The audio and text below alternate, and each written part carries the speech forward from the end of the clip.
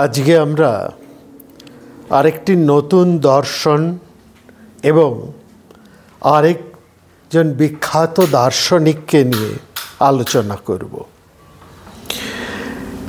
আমাদের 6টি দর্শন: সাংখ্য, যোগ, মীমাংসা, ন্যায়, বৈশেষিক এবং বেদান্ত। এই যে বেদান্ত দর্শন, বেদান্ত অর্থাৎ উপনিষদ, বেদের অন্ত।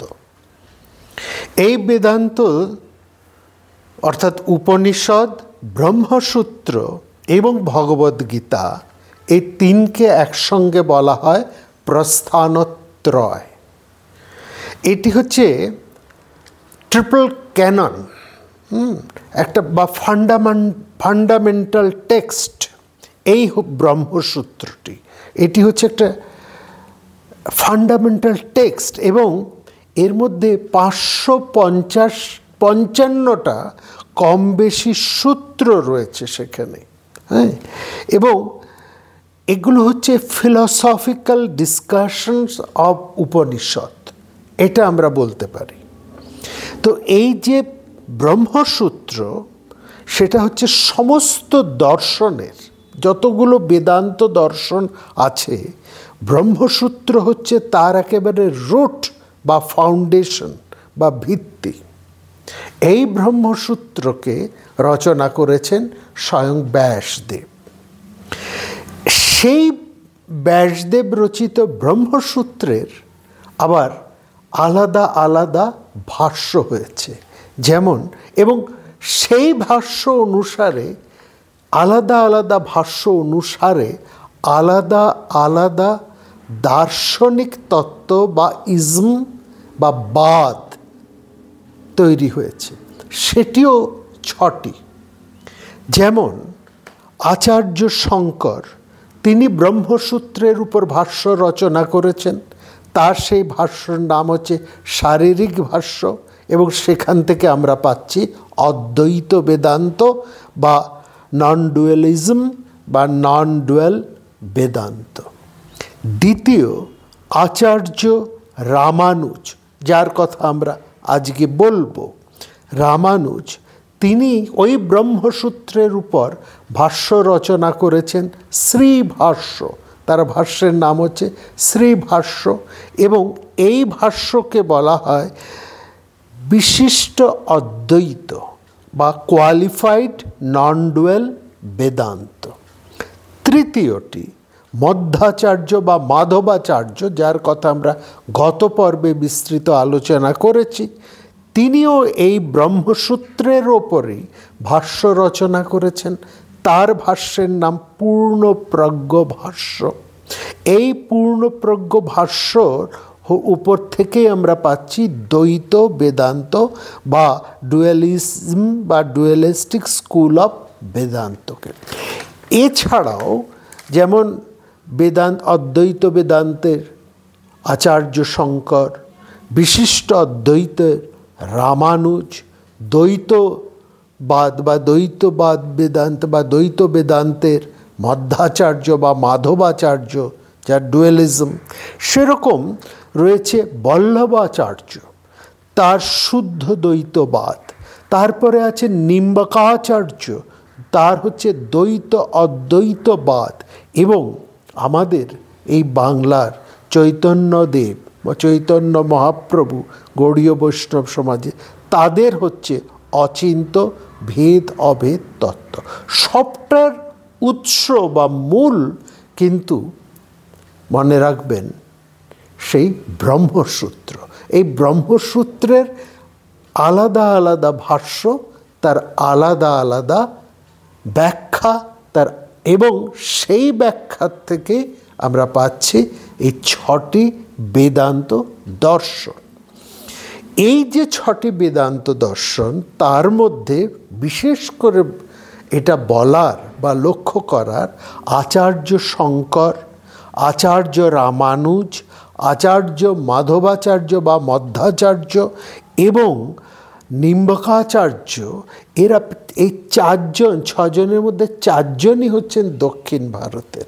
অর্থাৎ শঙ্করাচার্য তিনি হচ্ছেন কেরালার, রামানুজ তিনি হচ্ছেন তামিলনাড়ুর, মধ্বাচার্যর কথা আপনারা শুনেছেন, তিনি হচ্ছেন উদুপি, কর্ণাটকের উদুপি, নিম্বকাচার্য তিনি হচ্ছেন মুরুগারাপট্টম, দক্ষিণ ভারতের, বল্লভাচার্য তিনি ছত্তিশগড়ের চম্পারণ্য জেলার, আর আমাদের বাংলার নদিয়ার হচ্ছেন ওই অচিন্ত ভেদ অভেদ তত্ত্ব থেকে পাচ্ছি আমরা মহাপ্রভু চৈতন্যদেবকে।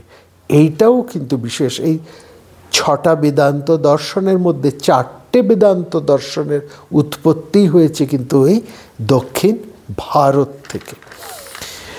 আজকে আমরা একটু আলোচনা করব, একটা ধারণা নেব বিশিষ্ট অদ্বৈত বেদান্ত দর্শনে। অদ্বৈত বেদান্ত দর্শন শঙ্করাচার্যের, আর আজকে আমরা আলোচনা করব বিশিষ্ট অদ্বৈত দর্শনের, যার প্রবক্তা হচ্ছেন আচার্য রামানুজ। রামের অনুজ রামানুজ তিনি হচ্ছেন লক্ষণের অবতার। যেমন আচার্য শঙ্করকে বলা হয় শিবাবতার, আচার্য মাধব বা মধ্বাচার্যকে বলা হয় বায়ুর অবতার, ঠিক একই রকমভাবে রামানুজকে বলা হয় তিনি লক্ষণের অবতার। রামচন্দ্রের ছোট ভাই রামের অনুজ লক্ষণের অবতার। 11 শতকে শ্রী পেরাম্বুদুর চোল রাজ্য, সেই সময়কার চোল রাজ্য, এই পেরাম্বুদুর অর্থাৎ বর্তমান তামিলনাড়ুতে তিনি জন্মগ্রহণ করেন 1100 শতকে। পিতা কেশব সোমযাজী, জননী কান্তিমতী দেবী।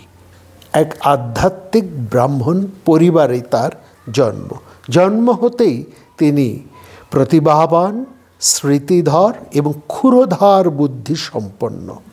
16 বছর বয়সে শিক্ষালাভের উদ্দেশ্যে তিনি কাঞ্চিপুরমে আসেন। গুরু মহাপণ্ডিত, অদ্বৈত দর্শনের মহাপণ্ডিত, এটা লক্ষ্য করবেন। অর্থাৎ মধ্বাচার্যের মতোই রামানুজের যাত্রা শুরু হয়েছিল কিন্তু ওই আপনার একেবারেই সেই বেদান্ত দর্শনের অদ্বৈতবাদের মধ্যে দিয়ে। এটাও গুরু ছিলেন মহাপণ্ডিত বেদপ্রকাশ বা যাদবপ্রকাশ, তিনি অদ্বৈত দর্শনের এক মহাপণ্ডিত। শীঘ্রই গুরুর কাছে পাঠ নিতে নিতে রামানুজ এটা বুঝতে পারেন গুরুর বেদান্ত মতের সাথে কোথায় যেন তার নিজস্ব উপলব্ধির একটা তফাৎ রয়েছে, একটা ফান্ডামেন্টাল ডিফারেন্স ইন বৈদান্তিক ফিলোসফি, এইটা তিনি বুঝতে পারছেন। তিনি অদ্বৈত দর্শন মার্গ হতে ধীরে ধীরে তার উপলব্ধি সঞ্জাত দর্শন, যা পরবর্তীকালে বিশিষ্ট অদ্বৈত নামে বিখ্যাত, তার প্রচার আরম্ভ করেন। গোষ্ঠীপূর্ণ স্বামী ছিলেন রামানুজের সন্ন্যাসগুরু, যিনি রামানুজকে ওম নমো ভগবতে নারায়ণায় এই মন্ত্রে বিষ্ণু উপাসনায় দীক্ষিত করেন। এখানে একটা সুন্দর গল্প আছে। বলা হয় গুরু গোষ্ঠীপূর্ণ স্বামী রামানুজকে মন্ত্র দেবার সময় বলেছিলেন, এই মন্ত্র তুমি আর কোথাও উচ্চারণ করবে না, মনে মনে অজপা জপ করবে তুমি, এটা কাউকে বলবে না। এই মন্ত্র এতটাই গুরুত্বপূর্ণ, এতটাই শক্তিশালী যে এই মন্ত্র জপ করা মাত্রই মানুষ সেই পরম শান্তি লাভ করে, সে ইষ্ট স্বয়ং বিষ্ণুকে লাভ করে এবং মানুষের সমস্ত দুঃখ যন্ত্রণা সব দূর হয়ে যায়। এই কথা শুনেই, মন্ত্র লাভ করেই রামানুজ কী করলেন, তিনি গুরুরকে প্রণাম করে সেই ঘর থেকে বেরিয়ে এসে সোজা ছাদের উপর উঠে গেলেন। তারপর একেবারে গলা ফাটিয়ে যত শক্তি আছে শক্তি দিয়ে তিনি সেই মন্ত্র ওম নমঃ ভগবতে নারায়ণায় বলে আবার জোরে জোরে চিৎকার আরম্ভ করলেন। গুরু খুব অসন্তুষ্ট হলেন, বলে এ কি, আমি তোমাকে বারণ করলাম আর তুমি এই মন্ত্র এইভাবে জোরে জোরে চিৎকার করে বলছো? বললেন, প্রভু আপনি তো বলেছেন এই মন্ত্র উচ্চারণ করা মাত্রই মানুষ সমস্ত দুঃখ যন্ত্রণা থেকে মুক্তি হতে পারে। তো এত যন্ত্রণা দীর্ণ মানুষ রয়েছে, তাদের যদি এই মন্ত্র জপে একটু শান্তি হয়, তারা যদি মুক্তি লাভ করে কষ্ট থেকে, জ্বালা থেকে, তাহলে আমার শত ক্ষতি হোক তাতে কেউ কোনো অসুবিধে নেই, আমার যা হয় হোক, সমস্ত মানুষ যারা আছেন প্রত্যেকেই যেন শান্তি লাভ করে। এইখান থেকে বোঝা যায় কত বড় মনের মানুষ তিনি ছিলেন। এটাই হচ্ছে সেই কাহিনীর মূল তাৎপর্য। তো আজকে আমরা আচার্য রামানুজের যে বিশিষ্ট অদ্বৈতবাদ সেটা কি একটু আমরা বুঝব। এটা বোঝার আগে একটা সূত্র আপনাদের কাছে আমি তুলছি, এটা মন দিয়ে শুনুন। এটা যদি আপনারা বুঝতে পারেন তাহলে এই অদ্বৈত বেদান্ত, দ্বৈত বেদান্ত বা বিশিষ্ট অদ্বৈত বেদান্ত সব কটাই আপনাদের বুঝতে সুবিধে হবে। একটা ফর্মুলা মোটামুটি আমি আপনাদের কাছে তুলে ধরছি, এটা একটু মনে করে একটু মনোযোগ দিয়ে এটা একটু বোঝার চেষ্টা করুন। দেখুন, এই যে সৃষ্টি প্রক্রিয়া, ক্রিয়েশন, এই ক্রিয়েশনটাকে বলা হয় জড়, অচেতন বা পদার্থ অর্থাৎ ম্যাটার। এই হচ্ছে আমাদের এই ইউনিভার্স সৃষ্টি। তো এই যে ক্রিয়েশন তার দুটো ব্যাপার আছে। একটা হচ্ছে তার দুটো কারণ, এই দুটো কারণের মাধ্যমেই এই সৃষ্টি প্রক্রিয়া চলতে থাকে বা ক্রিয়েশনটা ঘটে। সেটা কি? প্রথমটা হচ্ছে ইনস্ট্রুমেন্টাল কজ। তার প্রথমটা হচ্ছে ইনস্ট্রুমেন্টাল কজ, যাকে বলা হয় ইচ্ছে বা ইচ্ছা। কারো ইচ্ছের থেকে তৈরি হবে, যেমন এসো না। হ্যাঁ, আরেকটা হচ্ছে মেটেরিয়াল কজ বা উপাদান। যেমন একটা কুমোর একটা মাটির পাত্র তৈরি করবে, মাটির একটা ঘট তৈরি করবে, তাহলে কি লাগছে কেন? কুমোর যে মাটির ঘরটা তৈরি করবে তার ইচ্ছা, এটা বা এটাকে বলে ইনস্ট্রুমেন্টাল কজ বা নিমিত্ত কারণ। আর কি লাগে? সে ঘরটা তৈরি করবে যা দিয়ে, যে উপাদান দিয়ে, যে মাটিটা, মেটেরিয়াল কজ, হ্যাঁ, যে উপাদান বা সেই মাটিটা। তাহলে একজন কুমোরের তৈরি করার ইচ্ছে এবং সেই জিনিসটা তৈরি করার উপাদান, এই দুটো জিনিস লাগে। অর্থাৎ এই ক্রিয়েশনকে আমরা ব্রহ্মাণ্ড বলতে পারি, ফিজিক্যাল রিয়েলিটি যেটা, হ্যাঁ, বা এই ইউনিভার্স, বিশ্ব, সৃষ্টি, এইটা বলতে পারি। তার দুটো কজ বা দুটো কারণ, এই ক্রিয়েশনের দুটো কারণের ফলেই তো এই ক্রিয়েশনটা তো হয়। তার প্রথমটা হচ্ছে ইনস্ট্রুমেন্টাল কজ, ইচ্ছা, অর্থাৎ যার ইচ্ছায় এই সৃষ্টি হচ্ছে। এখানে যেমন কুমোর, এবং এই কুমোর হচ্ছেন ঈশ্বর, তার ইচ্ছে এই বিশ্ব সংসার নির্মিত হয়েছে। আর দ্বিতীয়টা হচ্ছে ম্যাটেরিয়াল কজ, উপাদান। সেটা কি? আত্মন, চেতন বা চিত্ত, অর্থাৎ সেই মাটিটা বা জীব। তাহলে এক হচ্ছে ঈশ্বর, তার ইচ্ছে, হ্যাঁ, যার ইচ্ছে এই সৃষ্টি, সেটা হচ্ছে ইনস্ট্রুমেন্টাল কজ। আরেকটা হচ্ছে মেটেরিয়াল কজ, বা সেগুলো হচ্ছে ওই ঘট তৈরি করার মাটিটা, সেটা হচ্ছে জীব বা আত্মন বা চেতন বা চিত্ত তাকে বলা হয়। তাহলে আমরা কি দেখলাম? এই ক্রিয়েশন বা রচনার বা এই সৃষ্টি বা ব্রহ্মাণ্ডর বা ইউনিভার্স বা এই ম্যাটার বা জগৎ তৈরি হওয়ার দুটো মূল কারণ, একটি নিমিত্ত কারণ হচ্ছেন পরমাত্মা, আর একটি হচ্ছে মেটেরিয়াল কজ বা উপাদান কারণ হচ্ছে এই আত্মন এবং জীব। তো এইখানে দেখুন আচার্য শঙ্করের, আমরা একটু অদ্বৈত বেদান্তকে ধরে বিশিষ্ট অদ্বৈত বেদান্তকে বোঝার চেষ্টা করব। অদ্বৈত বেদান্ত সম্পর্কে আমাদের একটা ধারণা আছে, কারণ আগেও আমরা অদ্বৈত বেদান্ত নিয়ে কিছু আলোচনা করেছি।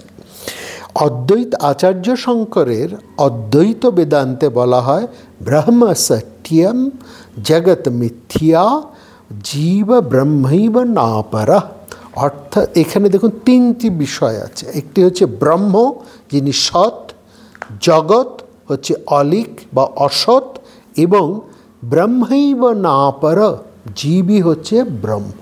এই হচ্ছে আচার্য শঙ্করের অদ্বৈত বেদান্তের মর্মকথা। ব্রহ্মই একমাত্র সত্য বা সৎ, জগৎ হচ্ছে মিথ্যা অর্থাৎ অলিক, মিথ্যা অর্থে এখানে অলিক, যার বিকারশীল, যা বিনাশ, যা চিরকাল থাকে না, সেই অর্থে মিথ্যা। এবং জীব ব্রহ্মৈব নাপর, জীবই হচ্ছে ব্রহ্ম। এই হচ্ছে তিন মূল বিষয়। অর্থাৎ আচার্য শঙ্করের অদ্বৈত বেদান্তের দর্শন অনুসারে ব্রহ্ম এবং জীব অর্থাৎ ঈশ্বর এবং জীব এক ও অভিন্ন। এখানে ইনস্ট্রুমেন্টাল কজ আর মেটেরিয়াল কজ দুটোই এক, অর্থাৎ আমরা বলতে পারি instrumental cause and material cause are same. এখানে ঈশ্বর এবং আত্মন অর্থাৎ ব্রহ্ম, আর এখানে ঈশ্বরই হচ্ছে আত্মন বা ব্রহ্ম। ব্রহ্ম নিষ্ক্রিয়, তিনি অকর্তা, তিনি চিদানন্দ। আর জগৎ সেটা হচ্ছে অলিক, বিকারগ্রস্ত, মায়া বা অবিদ্যা শক্তিতে যাকে প্রকৃতি বলা হয়, তার দ্বারা জগৎ নির্মিত, তাই সেটা মিথ্যা। তাহলে ব্রহ্মই হচ্ছে ক্রিয়েশন, ব্রহ্মই হচ্ছে ইনস্ট্রুমেন্টাল কজ এবং ব্রহ্মই হচ্ছে মেটেরিয়াল কজ। অতএব ব্রহ্মই হচ্ছে একমাত্র সত্য। এটা হচ্ছে মোটা আচার্য শঙ্করের অদ্বৈত বেদান্তের ধারণা। সেখানে বিশিষ্ট অদ্বৈত মত অর্থাৎ আচার্য রামানুজের বিশিষ্ট অদ্বৈত মত অনুসারে আচার্য রামানুজ তিনি শঙ্করাচার্যের অদ্বৈতবাদের কন্ট্রাডিক্ট করে বললেন। তিনি কতগুলো বিষয়কে কন্ট্রাডিক্ট করে তিনি বললেন। রামানুজ বললেন ব্রহ্ম নির্গুণ, অচিন্ত, অভেদ, ঠিক, কিন্তু ব্রহ্ম যদি শুদ্ধ হন তাহলে মায়ার জালে তিনি ভাসলেন কি করে? আর যদি মায়া বলে কিছু থেকে থাকে তাহলে তো এটা অদ্বৈত নয়, দ্বৈত, এক তো নয়, কারণ ব্রহ্মও আছেন মায়াও আছেন, তাহলে এটা অদ্বৈত হলো কি করে? তাহলে তো দ্বৈত। বিশিষ্ট অদ্বৈত মতে অনুসারে রামানুজ বলছেন ব্রহ্ম নির্গুণ হতে পারেন না, কারণ ব্রহ্মও আছেন, মায়াও আছেন। আর ব্রহ্ম যখন আছেন তখন তার কিছু গুণও আছে যা আমরা অনুভব করতে পারি, উপলব্ধি করতে পারি। আর উপলব্ধি বা অনুভবও তো একটা গুণ। সুতরাং ব্রহ্ম নির্গুণ নন, ব্রহ্মের গুণ আছে। কিভাবে সেটা বলছেন দেখুন। এবং শুধু তাই নয়, বলছে ব্রহ্ম ভেদহীন নয়, ব্রহ্মের মধ্যে ভেদও আছে। ভেদ মানে তিন ধরনের ভেদের কথা বলা হয় দর্শনে। একটা হচ্ছে স্বজাতীয় ভেদ, দুই হচ্ছে বিজাতীয় ভেদ এবং তিন হচ্ছে স্বগত ভেদ। স্বজাতীয় ভেদ কাকে বলে? স্বজাতীয় ভেদ হচ্ছে এক জাতীয় ভেদ। উদাহরণ ধরুন সব গরু, কিন্তু সব গরুর মধ্যে আলাদা আলাদা আছে। কোনোটার রং সাদা, কোনোটার রং কালো, কোনোটা আবার একটু মেটে রঙের। এগুলোকে বলে একই রকম হয়েও তার মধ্যে ভেদ। সবকটাই গরু কিন্তু রং আলাদা আলাদা, এটাকে বলে স্বজাতীয় ভেদ। তারপর হচ্ছে বিজাতীয় ভেদ। বিজাতীয় ভেদ কি? সবকটাই চতুষ্পদ, সবকটারই 4 পা আছে কিন্তু আলাদা আলাদা, যেমন গরু, মোষ, ঘোড়া ইত্যাদি। আরেকটা ভেদ হচ্ছে স্বগত ভেদ। স্বগত ভেদ কি? একই গরু, একটাই তার শরীর, কিন্তু শরীরের অংশগুলো আলাদা আলাদা। অর্থাৎ গরুর কান আর গরুর লেজ আর গরুর শিং এক নয়। গরুর কান আলাদা, গরু একটাই, গরুর কান বললে আলাদা জিনিস বুঝবো, গরুর শিং বললে আলাদা বুঝবো, গরুর লেজ বলে আলাদা বুঝবো। অর্থাৎ একই বিষয়ের মধ্যে আলাদা আলাদা পার্ট বা অংশ, এটাকে বলে স্বগত ভেদ। যেহেতু ব্রহ্ম এক, অতএব ব্রহ্মের মধ্যে স্বজাতীয় বা বিজাতীয় ভেদ নেই, কিন্তু স্বগত ভেদ বর্তমান। রামানুজ বলছেন ব্রহ্মের মধ্যে কোনো ইউনিফর্মিটি নেই। ব্রহ্ম is one, but the different parts in it which are not uniform. কীরকম? বলছে ব্রহ্মের একটা শরীরও আছে এবং ব্রহ্মের আত্মাও আছে। শরীরটা জড় আর আত্মা হচ্ছে চেতনা বা চিৎ। ব্রহ্ম অর্থাৎ ঈশ্বরের আত্মাও আছে, শরীরও আছে। আচার্য রামানুজের মতে ব্রহ্মের দুটি সত্তা। প্রথম সত্তা ঈশ্বর এবং আত্মন অর্থাৎ জীব, এটা একটা সত্তা, এবং দ্বিতীয় সত্তা হচ্ছে এই জগৎ। জগৎ হচ্ছে তার দ্বিতীয় সত্তা। সেখানে বলা হচ্ছে এই দুটি সত্তা নিয়ে ঈশ্বর ও আত্মন, মানে ঈশ্বর এবং জীব এই একটি সত্তা এবং জগৎ এই দ্বিতীয় সত্তা, এই দুটি সত্তা নিয়েই ব্রহ্ম এক হয়ে আছেন। অর্থাৎ ব্রহ্ম এক, এটাকে স্বীকার করছেন। সেই হিসেবে এটা অদ্বৈতবাদ। এক, রামানুজ অদ্বৈতবাদকে স্বীকার করছেন, ব্রহ্ম এক, কিন্তু সত্তা অনুসারে ব্রহ্ম দুই। হ্যাঁ, সেই জন্য এটাকে বলা হচ্ছে অদ্বৈত। কিন্তু বিশিষ্ট কেন? কারণ রামানুজ মায়াকে স্বীকার করেন না, জগৎকে তিনি মিথ্যা বলছেন না, জগৎকে ব্রহ্মের দ্বিতীয় সত্তা বলছেন। হ্যাঁ, আর তিনি জগৎকে অলিক বলছেন না, মায়াকে তিনি স্বীকার করেন না। জগৎ মিথ্যা নয়, জগৎও এই ব্রহ্মের অংশ। ব্রহ্ম আত্মন অর্থাৎ জীব এবং জগৎ এই দুই মিলেই এক এবং সম্পূর্ণ। ঠিক এই জন্যেই তার এই দর্শনকে বলা হয় বিশিষ্ট অদ্বৈতবাদ। অর্থাৎ মেটেরিয়াল কজ এবং ইনস্ট্রুমেন্টাল কজ আর সেম এইখানে। এই মত অনুসারে ব্রহ্ম আর কিন্তু নির্গুণ রইলেন না, তিনি সগুণ হয়ে গেলেন। কিভাবে দেখুন, পরমাত্মা এবং আত্মা দুই হচ্ছে ব্রহ্ম, এবং এই পরিদৃশ্যমান জগৎ এটাও ব্রহ্মেরই অংশ। তার মত অনুসারে তিনি জগৎকেও স্বীকার করছেন, মায়া অলিক বলছেন না, মিথ্যা বলছেন না। অর্থাৎ এই দুইয়ে মিলেই জীব এবং জগৎ, এই দুই মিলেই একটা সম্পূর্ণ ব্রহ্ম বা ঈশ্বর। এদিকে জীব এবং জগৎ, লক্ষ্য করবেন, জীব এবং জগৎ দুই হচ্ছে গুণবিশিষ্ট। ব্রহ্ম নির্গুণ, কিন্তু জীব এবং জগৎ হচ্ছে গুণবিশিষ্ট। যখন ব্রহ্ম জীব এবং জগতের সাথে এক হয়ে যাচ্ছেন, একসঙ্গে হয়ে আসছেন, তাহলে এই মত অনুসারে ব্রহ্ম আর নির্গুণ রইলেন না, হ্যাঁ, তিনিও সগুণ হয়ে গেলেন। এই জন্য ব্রহ্ম এক হয়েও অর্থাৎ অদ্বৈত হয়েও রামানুজ যেহেতু মায়াকে অস্বীকার করেন না, মানে মায়াকে স্বীকার করেন, তিনি মিথ্যা বলেন না, জগৎকে মিথ্যা মায়া অর্থাৎ তিনি মায়াবাদী নন, মায়াকে তিনি স্বীকার করেন না, জগৎকে স্বীকার করেন।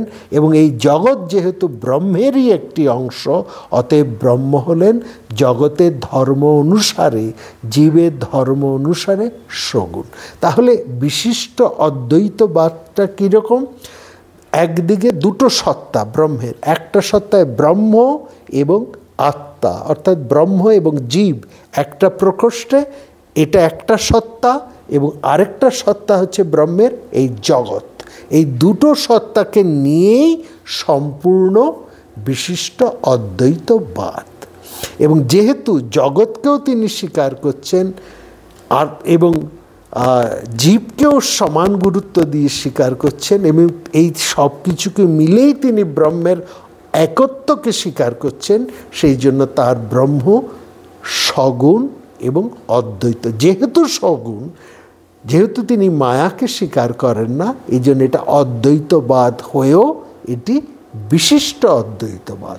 শঙ্করাচার্য এই জগৎকে স্বীকার করেন না, তিনি মায়াবাদী। আর রামানুজ মায়াকে স্বীকার করেন না, তিনি জগৎকে স্বীকার করেন। এই হচ্ছে মূল তফাৎ। আর যে দ্বৈতবাদের কথা আমরা গতদিন বলেছি, গত পর্বে বলেছি, সেখানে মধ্বাচার্য ব্রহ্ম অর্থাৎ ঈশ্বর এবং জীবকে এক করে স্বীকারই করেন না। এটা আবার দ্বৈত, এই যে মধ্বাচার্যের যে দ্বৈতবাদ, সেটা আবার বিশিষ্ট দ্বৈতবাদ বা শঙ্করাচার্যের অদ্বৈতবাদের সাথে তফাৎ। অদ্বৈতবাদে কেবলমাত্র ব্রহ্মসত্য, আর কোনো সব মিথ্যা। আমরা এক বিশিষ্ট দ্বৈতবাদে দেখলাম ব্রহ্ম সত্য, জগৎ সত্য, জীব সত্য। ব্রহ্ম এবং জীব মিলে একটা সত্তা এবং জগৎ আলাদা একটা সত্তা। এই দুই সত্তাকে নিয়েই সম্পূর্ণ ব্রহ্ম। আর দ্বৈতবাদ, তারা ঈশ্বর এবং জীবকে কখনোই এক করে দেখেন না। বিশিষ্ট অদ্বৈতবাদে রামানুজ ব্রহ্ম এবং জীবকে এক করে স্বীকার করেছেন। শঙ্করাচার্যের সঙ্গে তার একটি যে এইখানে মিল, শঙ্করাচার্যও বলছেন যা ব্রহ্ম সেই জীব, সেই ব্রহ্ম এক। হ্যাঁ, ব্রহ্মৈব না পর, ব্রহ্ম ছাড়া আর কিছুই নেই, অর্থাৎ এই জীব সেই ব্রহ্ম, এটা মানছেন। রামানুজ তাওই মানছেন। কিন্তু যেখানে শঙ্করাচার্য বলছেন জগৎ মিথ্যা, সেইখানে কিন্তু রামানুজ সরে এসে বলছে না, জগৎ মিথ্যা না, জগৎও সত্য, জগৎও ব্রহ্মেরই একটি অংশ। এইটা। আর মধ্বাচার্য, যিনি দ্বৈতবাদী, যার কথা আমরা গত পর্বে বলেছি, তিনি কোনোভাবেই মানছেন যে না, ব্রহ্ম আর জীব কখনো এক হতে পারে না, দুটো আলাদা। বরং ঈশ্বরের অনুগ্রহে, ব্রহ্ম অর্থাৎ ঈশ্বরের অনুগ্রহেই জীব মুক্তি বা মোক্ষ লাভ সম্ভব জীবের। তার মতে ঈশ্বর স্বতন্ত্র তত্ত্ব, জীব ও জগৎ হচ্ছে পরতন্ত্র তত্ত্ব। তার মতবাদকে এই জন্য তত্ত্ববাদও বলা হয়, সেটা আমরা আলোচনা করছি। তাহলে দ্বৈতবাদ অনুসারে, মানে মধ্বাচার্যের দ্বৈতবাদ অনুসারে ইনস্ট্রুমেন্টাল কজ আর জীব এবং হচ্ছে আত্মন হচ্ছে এবং জগৎ, এটা হচ্ছে পরতন্ত্র তত্ত্ব। তিনি অর্থাৎ মধ্বাচার্য বা মাধবাচার্য আরও বলেছেন ঈশ্বর আলাদা, জীব আলাদা, জগৎ আলাদা। আবার প্রত্যেক জীবও আলাদা আলাদা, জগতের প্রত্যেক বস্তুই আলাদা আলাদা। অর্থাৎ দ্বৈত দর্শনে ইন্ডিভিজুয়ালিটির উপরে গুরুত্ব দেওয়া হয়েছে। এই হচ্ছে মোটামুটি এই তিনটি দর্শনের মধ্যে একটু তফাৎ। এটাকে আর একটু বিশেষ করে আজকে যেহেতু আমরা বিশিষ্ট অদ্বৈত বাদকে নিয়ে, বিশিষ্ট অদ্বৈত দর্শনকে নিয়ে কথা বলছি, তাহলে অদ্বৈতবাদ এবং বিশিষ্ট অদ্বৈতবাদের মধ্যে কি পার্থক্য আছে সেটা যদি পরপর আমরা তুলে ধরি, তাহলে এটা আমাদের কাছে আরও পরিষ্কার হবে।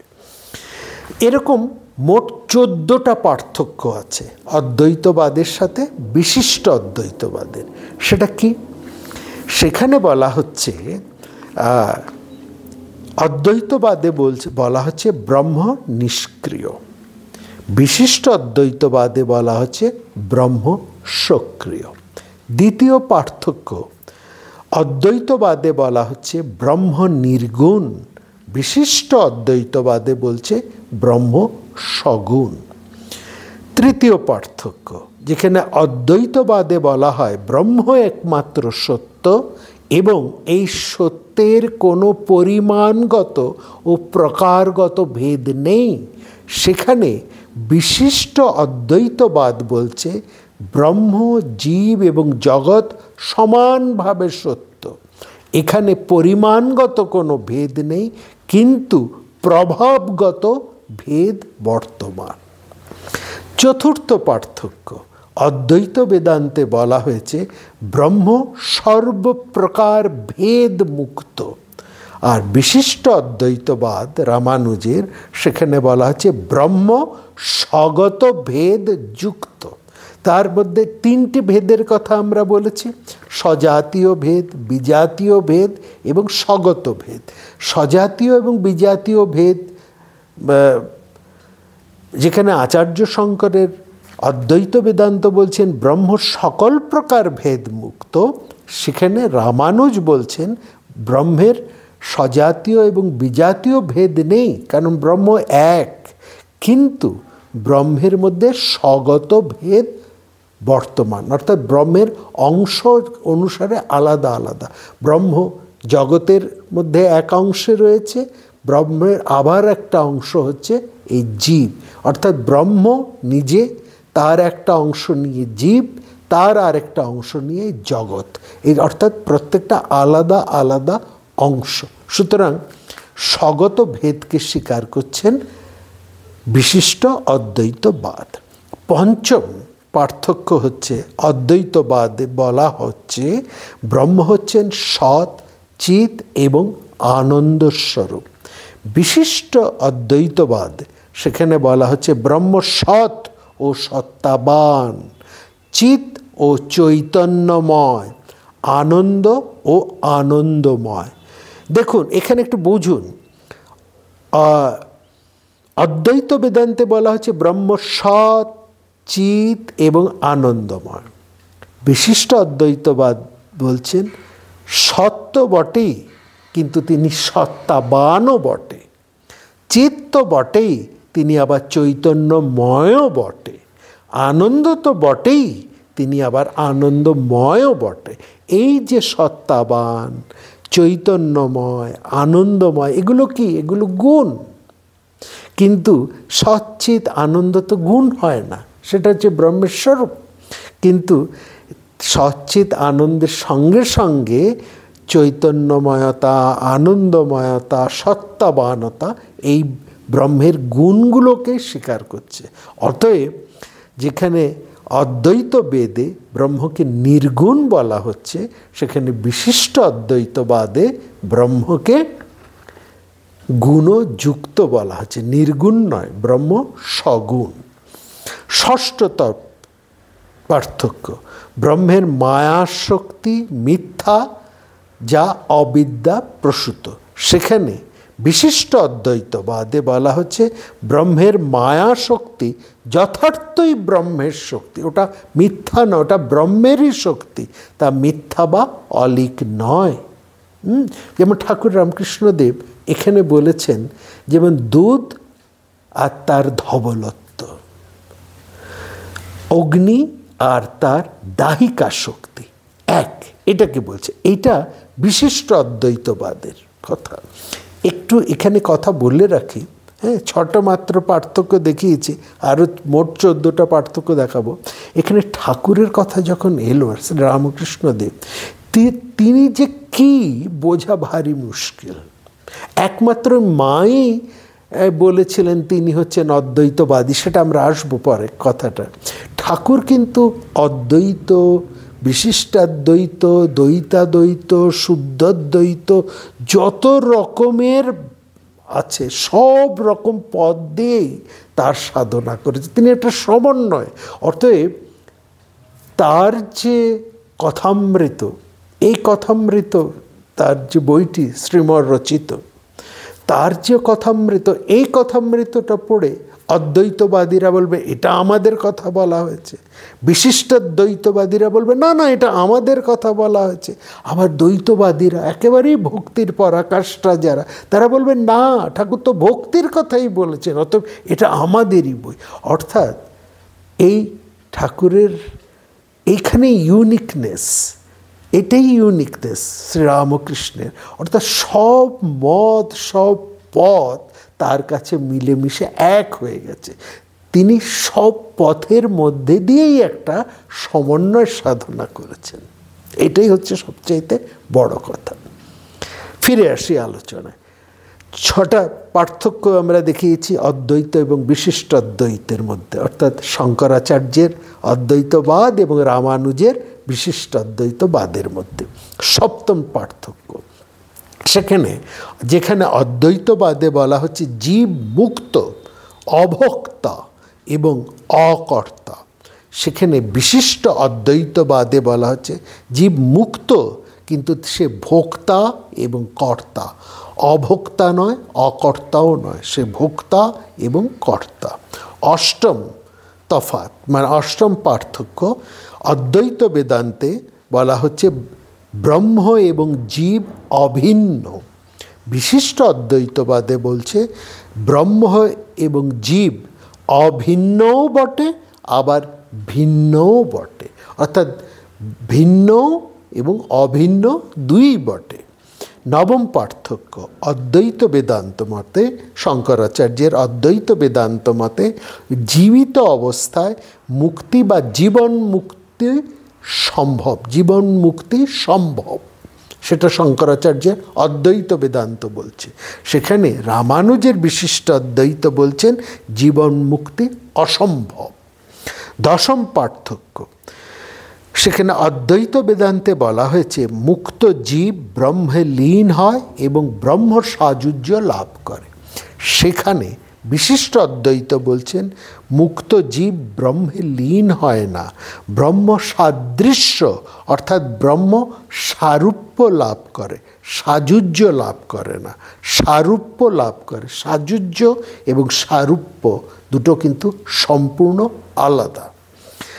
11তম তফাৎ, অদ্বৈত বেদান্ত মতে বলা হচ্ছে আত্মা বিভু পরিমাণ, সেখানে বিশিষ্ট অদ্বৈতবাদে বলছেন আত্মা অনুপরিমাণ। 12তম পার্থক্য, অদ্বৈত বেদান্তে বলা হচ্ছে শুদ্ধ জ্ঞানী মুক্তির উপায়, সেখানে রামানুজের বিশিষ্ট অদ্বৈতবাদে বলা হচ্ছে ঈশ্বরের করুণায় শরণাগতিতে ভক্তিতে কেবলমাত্র মুক্তি লাভ সম্ভব। এখানে আমরা দ্বৈতবাদের সাথে বিশিষ্ট অদ্বৈতবাদের একটা মিলও আমরা এইখানে দেখতে পাচ্ছি। 13তম পার্থক্য, অদ্বৈত বেদান্তে বলা হচ্ছে জগৎ মিথ্যা, ব্রহ্ম সত্য জগৎ মিথ্যা, আর বিশিষ্ট অদ্বৈতবাদে বলা হচ্ছে জগৎ সত্য, ব্রহ্ম সত্য জগৎ সত্য।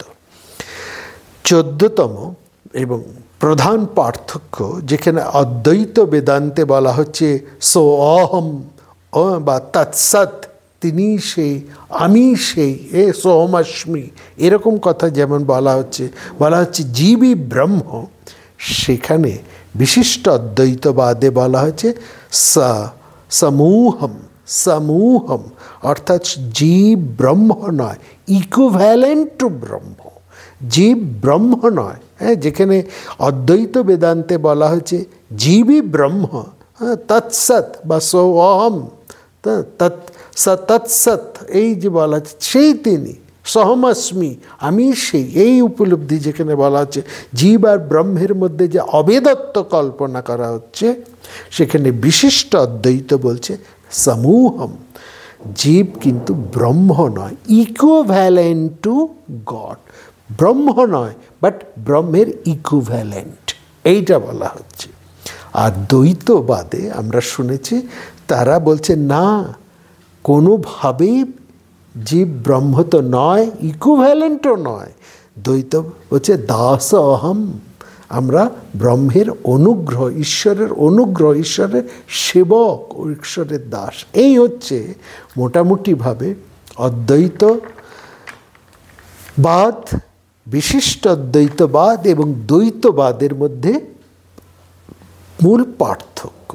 আমরা আগের পর্বে দ্বৈতবাদ নিয়ে আলোচনা করেছি, আজকে আমরা বিশিষ্ট অদ্বৈতবাদকে নিয়ে আলোচনা করলাম এবং এই শঙ্করাচার্যের অদ্বৈতবাদ, রামানুজের বিশিষ্ট অদ্বৈতবাদ এবং মধ্বাচার্যের দ্বৈতবাদ, এই তিনের মধ্যে কি পার্থক্য সেটাও আমরা তুলে ধরলাম। আশা করি আপনাদের কাছে অনেকটা পরিষ্কার হয়েছে।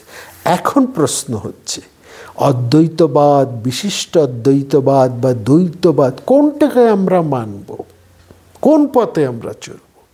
এখানে ঠাকুর বলছেন যার যা পেটে সয়, যার যা প্রকৃতি, যার যেমন ভাব, সে সেই পথ গ্রহণ করবে, যার কাছে যেটা স্বভাব অনুসারে সুবিধাজনক সে সেই পথই করবে। কেউ জ্ঞানের পথে যাবে, কেউ ভক্তির পথে যাবে, কেউ জ্ঞান ভক্তি মিশ্রিত পথে যাবে। এটা নির্ভর করছে ব্যক্তির স্বভাবের উপর, যার যা পেটে সয়। কথা হলো সেই ঠাকুরের কথায় চলে আসি। হ্যাঁ, কথামৃতে ঠাকুর বলছেন না, জোশো করে ঈশ্বর লাভ, অর্থাৎ ঈশ্বর লাভই মানুষের জীবনের মূল উদ্দেশ্য। জোশো করে ঈশ্বর লাভ করতে হবে। লক্ষ্যে পৌঁছানো কেবলমাত্র নয়, জোশো, হ্যাঁ, দ্রুত লক্ষ্যে পৌঁছানো। এই জন্মেই এখনই আমাকে এইরকম রোগ পেতে হবে। ঠাকুর গল্পে বলছেন শিশু মায়ের কাছে আবদার করে, দায় দে, জ্ঞান জ্ঞান করে, মা দেয় না। শেষে শিশু যখন একেবারে ডাক ছেড়ে চিৎকার আরম্ভ করে, কান্নাকাটি জুড়ে দেয়, মা তাড়াতাড়ি হাতের কাজে নামিয়ে রেখে দেরাজ থেকে পয়সা বের করে শিশুর হাতে দিয়ে দেয়, যা, শিশু খুশি। অর্থাৎ ঠাকুর বলছেন ঈশ্বরের কাছে আমাদের সবার হক আছে, আদায় করে নিতে হবে, এই জন্মেই নিতে হবে। হবে হচ্ছে এই জন্মে নয়, পরে জন্মে। বলছে না, ওরকম মেদাড়ে ভক্তি নয়। ঠাকুর বলতে ওরকম মেদাটে ভক্তি নয়, রোগ চাই, এখনই চাই, ডাকাতে ভক্তি। সুতরাং আমি অদ্বৈতবাদ বা জ্ঞানের পথে আমি ঈশ্বর লাভ করব। আমার ভাব কোনটা? জ্ঞানের পথে, অদ্বৈতবাদের পথে, বিচারের পথে, নাকি দ্বৈতবাদ, ভক্তিবাদ, দাস অহম, এই পথের মধ্যে দিয়ে সো অহম না দাস অহম, নাকি বিশিষ্ট অদ্বৈতবাদ, অর্থাৎ সেই ইকুইভ্যালেন্ট ভাবটা যেখানে রয়েছে, সমূহম, এই মতের মধ্যে দিয়ে, কোনটা মধ্যে দিয়ে আমি ধরবো সেটা নির্ভর করবে আমার পেটে কোনটা সহ্য হয়, কোনটা আমার প্রকৃতি, কোনটা আমার স্বভাব। হ্যাঁ, এইটা হচ্ছে। দেখুন, কলকাতা হতে ব্যাঙ্গালোর বা ব্যাঙ্গালোর হতে Kolkata, by road, by train বা বাই ফ্লাইট, হ্যাঁ, এই তিনটি যে কোনো উপায়ে যাওয়া বা আসা যায়। এখন যার যেমন সামর্থ্য, যার যেমন ট্যাকের জোর, সে সেই পথে বেছে নেবে। কোথাও কিন্তু কোনো বিরোধ নেই। অদ্বৈতবাদ, দ্বৈতবাদ, বিশিষ্ট অদ্বৈতবাদ, এগুলো তিন আলাদা আলাদা পথ।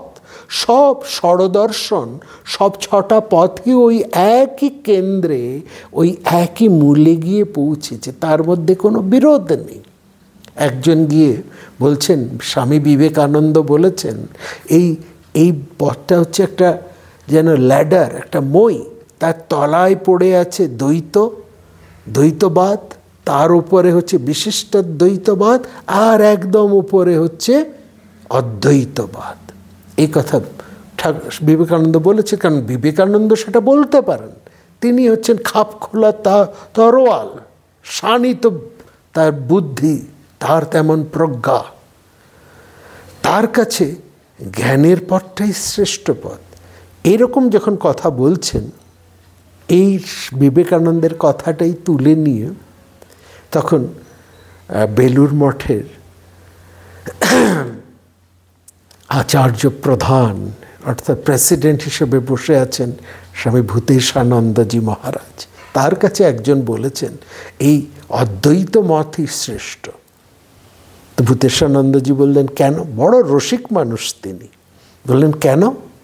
না, বিবেকানন্দ বলেছেন একটা মইয়ের নিচটা হচ্ছে দ্বৈত, মাঝখানটা হচ্ছে বিশিষ্ট অদ্বৈত, আর মইয়ের ওপরটা হচ্ছে অদ্বৈত।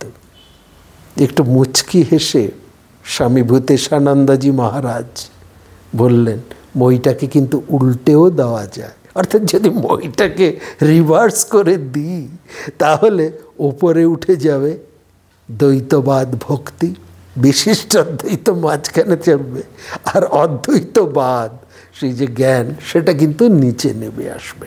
সুতরাং কথা সেটা নয়, যার যেমন সামর্থ্য সে সেই পথই বেছে নেবে, কোথাও কোনো বিরোধ নেই, সব পথই সেই মূলে গিয়ে পৌঁছেছে।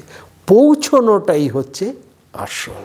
কিভাবে আমরা দ্রুত আমাদের সেই পরম লক্ষ্য ঈশ্বর লাভ করতে পারি সেটাই হচ্ছে আসল। সবাই খুব ভালো থাকবেন। এরকমই আরেক পর্ব নিয়ে আমরা উপস্থিত হব আমাদের পরবর্তী পর্বে।